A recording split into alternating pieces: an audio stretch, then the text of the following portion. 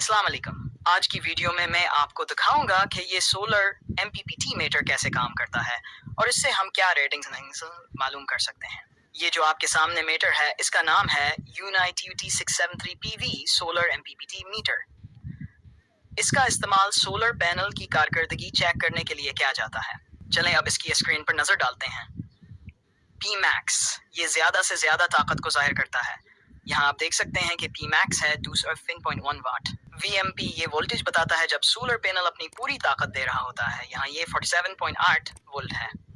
IMP ये current बताता है ज्यादा से ज्यादा ताकत पर। यहाँ ये 4.5 एम्पियर है। ये ओपन सर्किट वोल्टेज है, यानी जब पैनल से कोई लोड नहीं लगा होता। ये 48.9 वोल्ट है। ये शॉर्ट सर्किट करंट है। ये 10.1 एम्पियर दिखा रहा है। नीचे आप देख सकते हैं कि टेस्ट मुकम्मल हो चुका है और इसमें कितना वक्त लगा, 30.8 सेकंड।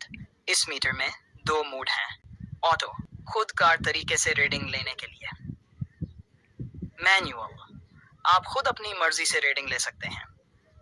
याद रखें इस मीटर की ज्यादा से ज्यादा वोल्टेज 60 वोल्ट तक है, इससे ज्यादा पर इस्तेमाल ना करें। तो दोस्तों इस वीडियो में आपने सीखा कि सोलर MPPT मीटर कैसे काम करता है और इससे क्या क्या मालूमात मिलती हैं। अगर वीडियो पसंद आए तो लाइक और सब्सक्राइब करना ना भूलें। शुक्रिया।